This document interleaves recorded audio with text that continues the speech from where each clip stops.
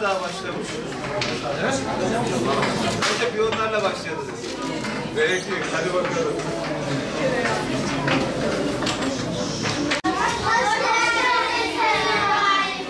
Hoş bulduk. Oturun bakalım. Hangi ders? Hayat bilgisi. Neler varmış bakalım. Seviyor musunuz burayı? Evet. Öğretmeninizi? Çok. Ne kadar çok gösterin bakalım. Kocaman. O da sizi çok seviyormuş. Peki öğretmeniniz? Çok iyi. O çok iyi. Evet. Peki öğrenciler? Çok iyi. Ama ilerleyen zamanlarda inşallah daha iyi olacak. Tamam. Zaten çok iyi olmanız için buradasınız değil mi? Evet. Sosyal belediyecilik anlamında kentin her köşesine, her kişisine dokunmak, özellikle gençlerimiz ve çocuklarımızdan başlayarak onları mutlu kılmak ve geleceğe hazırlamak öncelikli ve temel sorumluluğumuz.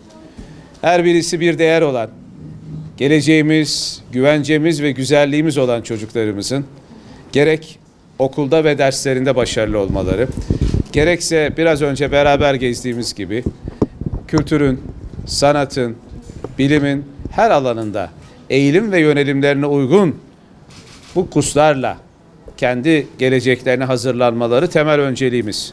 Bugün 10.000'i aşkın çocuğumuzun Diyarbakır Büyükşehir Belediyesi bilgi evlerinde bu kurslarda buluşturmanın mutluluğunu yaşıyoruz.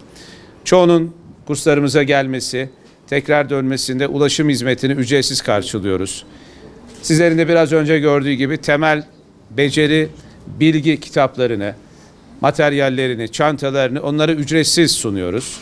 Anne ve babalarımızın özellikle çocuklarıyla hem ilgilenmeleri hem de onlara sahiplenmeleri anlamında onlara dönük yetişkin ebeveyn eğitim kursları planlıyoruz. Bir amacımız var. Oraya doğru da adım adım yaklaşıyoruz. Mutlu birey, mutlu şehir ve mutlu bir gelecek.